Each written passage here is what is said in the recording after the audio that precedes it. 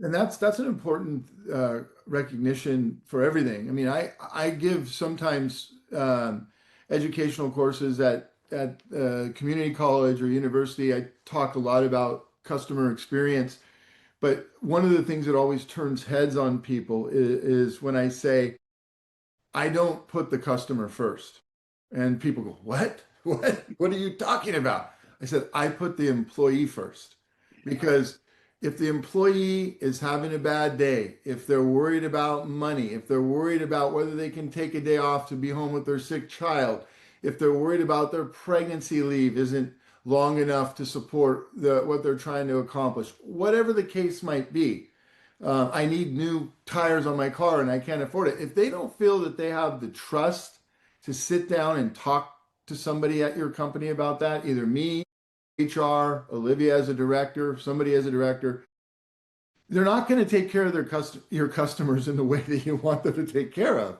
So you got to give them an environment where they feel truly loved and cared for. And I think that's the reason why Mountz has won what now 10 consecutive best workplace awards in Silicon Valley. It's the reason why, and it all comes from an engagement score. It doesn't come from us saying we're the best. It comes from the employees looking at it and actually, and they're tough critics. It's harder and harder to win every year because their expectations are, So we are live we great. live in the land of Google and Apple and Facebook. Yeah. So to be a business competing with them when we can't even begin to start to try, Yeah. it's not easy. Yeah, it's not easy. But that's something that I really take pride in and I really try to shock people with that is I'm not going to tell you I don't care about the customer. I do, but I care about my employees first because I know if they're taken care of, they will take great care of our customer. Awesome. I'm looking at the time, and obviously, I think I could do about 5 sessions with the two of you. So just, sometimes it just goes, and I'm like, oh, okay.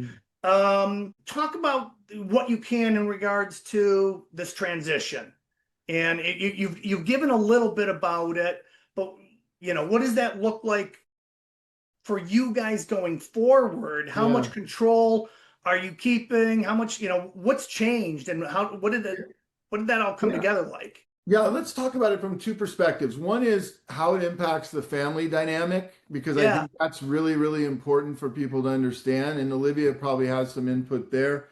And then number two, how it's actually gone and how we're doing in this new environment. I think how it affects the family dynamic is interesting.